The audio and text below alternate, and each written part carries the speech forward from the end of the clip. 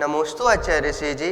Doctor मगन जैन आष्टा मध्य प्रदेश से अपनी शंका रखते हैं, कृष्ण लेशिया के जघन्य परिणामों और शुक्ल लेशिया के उत्कृष्ट परिणामों में आयु क्रम का बंध क्यों नहीं होता है। आगम में बात आई है कि जो जघन्य परिणाम हैं और उत्कृष्ट परिणाम हैं, उस परिणामों में किसी भी गति के आश्रव तत्संबंधी आश्रव नहीं होता है, इसलिए वो जघन्य परिणाम में और उत्कृष्ट परिणाम में आयु का आश्रव आयु का बंध नहीं होता है। नमोस्तु आचार्य श्री जी। सुनीता जैन मानक बिहार दिल्ली से पूछती हैं, जीव को मोक्ष गमन में कौन सा द्रव्य सहायक होता है। जीव जब मोक्ष की ओर गमन करता है अर्थात सिद्धालय की ओर जाता है, तो उसमें उसके साथ धर्म द्रव्य जो है वो उदासीन रूप से सहायक होता है। नमोस्तु आचार्य श्री जी। प्रीति जैन अशोक विहार से अपनी शंका रखती हैं, मनुष्य आयु के बाद कितने समय में दूसरा जन्म लेता है। क्या 84,000 योनि तक फिर से भटकता है। क्या मृत्यु 6 महीने पहले डिसाइड होती है। चौथे समय के पहले पहले जो जीव है जन्म ले लेता है, पहली बात, और वह 84 लाख योनि जो है भ्रमण उसका जो है जीव का, जो संसार में आसक्त हैं, विषय भोगों में आसक्त हैं, ऐसे जो जीव हैं 84 लाख भ्रमण करते हैं। चौथे समय से पहले जन्म लेने वाला व्यक्ति जन्म ले लिया, उसने जो पर्याय में धारण किया, फिर वो अगले भाव की तैयारी करता है। यहाँ पर 6 महीने पहले डिसाइड हो जाती, ऐसा नहीं है, ये ध्यान रखना।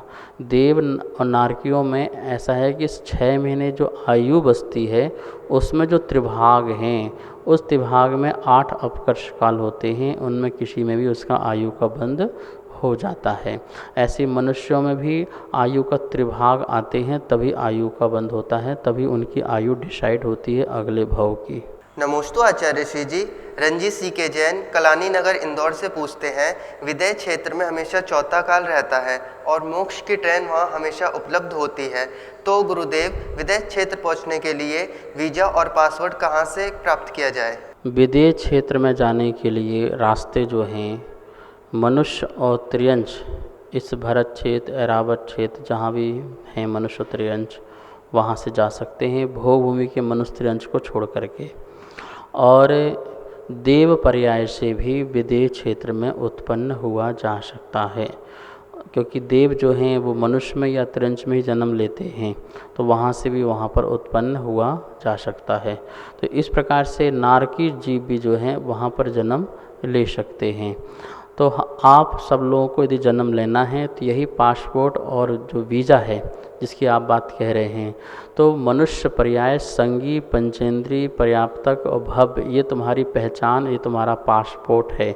वीज़ा मिलने का जो स्थान है वो यही है, या तो मनुष्य पर्याय, भरत क्षेत्र, ऐरावत क्षेत्र आदि संबंधी, या देव पर्याय आदि से भी आप वहाँ पर जा सकते हैं, यही वीज़ा लेने का स्थान है। नमोस्तु आचार्य श्री जी। त्रिशला गजकुमार शाह नासिक महाराष्ट्र से अपनी शंका रखती हैं, आचार्य दर्शन कितने ज्ञान के धारी थे।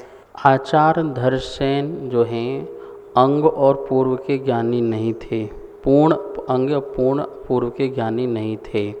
उनके आते आते तक अंग और पूर्व का ज्ञान समाप्त हो गया था, लेकिन हाँ, वो अंगों में जो 12वां अंग जो दृष्टिवात अंग है, दृष्टिवाद में भी जो पूर्वगत है, पूर्वगत में भी जो अग्रायणी है, अग्रायणी में भी जो बहुत जा कर के जो कर्म प्रगति संबंधी जो ज्ञान था वो उसके विशेषज्ञ थे।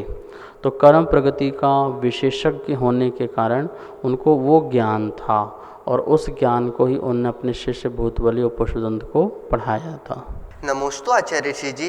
शास्त्री शिखर चंद जैन दिल्ली से अपनी शंका रखते हैं, श्री पदम नंदी पंचविशंति का ग्रंथ में वर्णन आया है कि स्वप्न में भी यदि मुनि को ब्रह्मचर्य संबंधी दोष लग जाए तो वह रात्रि का विभाग करके उसका प्रायश्चित करते हैं, तो रात्रि का विभाग करने से क्या तात्पर्य है।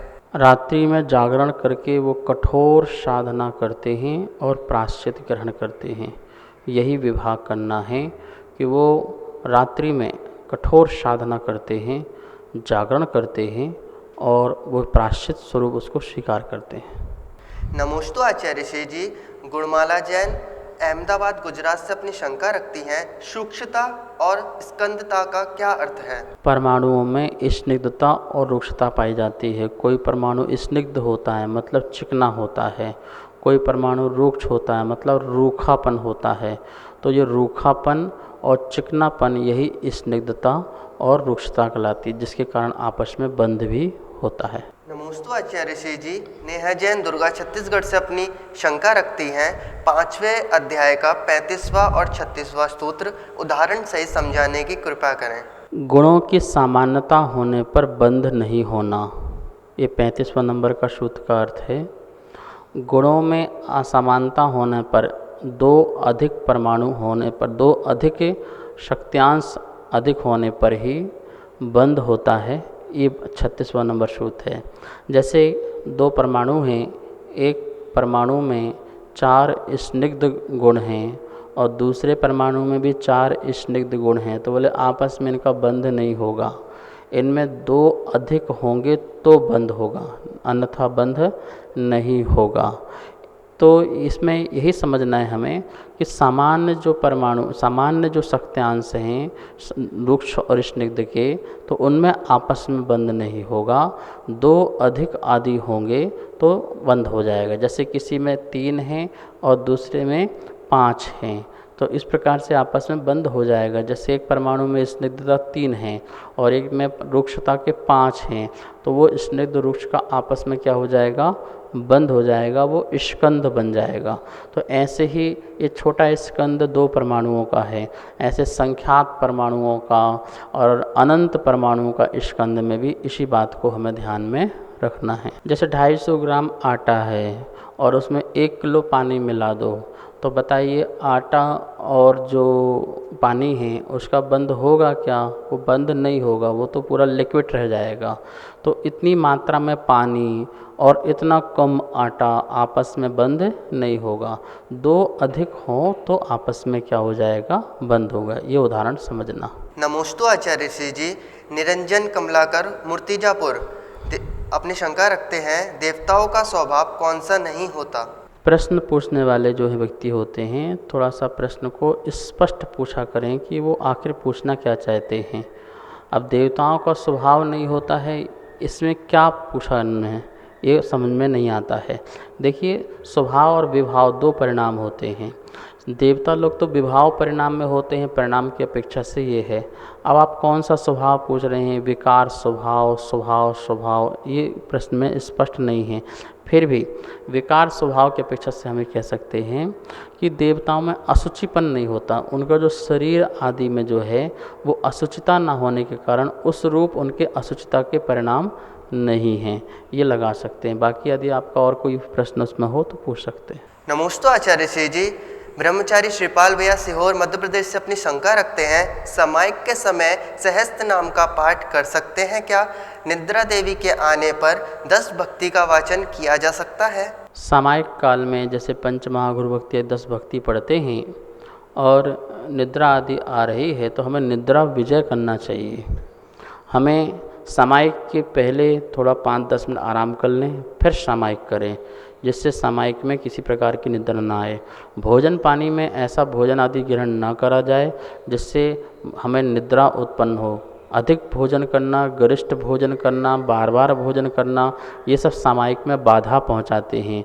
इन वस्तुओं का त्याग करें और थोड़ा सा कंट्रोल करें तो सामायिक में निद्रा नहीं आएगी, तो आपको भक्ति पढ़ने आदि में भी कोई दिक्कत नहीं होगी। तो हमें निद्रा को विजय करना चाहिए। भगवान का नाम लेने में सामायिक में कहीं कहीं बाधा नहीं है। सहस्र नाम आदि में भगवान के नाम ही हैं, भगवान के गुणगान कर सकते हैं और क्षमता परिणाम रखें, सामायिक करें। सभी स्वाध्याय प्रेमी बंधुओं को सादर जय जिनेंद्र। आगमधारा शंका समाधान निरंतर पारस चैनल पर प्रसारित हो रहा है, जिसके पुण्यार्जक बनने का लाभ आप सब प्राप्त कर सकते हैं। जिसकी राशि 1 दिन के लिए 2100 रुपये और 1 महीने के लिए 11,000 रुपये की राशि रखी गई है। आप नीचे दिए नंबर पर संपर्क कर सकते हैं। आपका नाम पारस चैनल पर प्रसारित किया जाएगा। जय जिनेंद्र।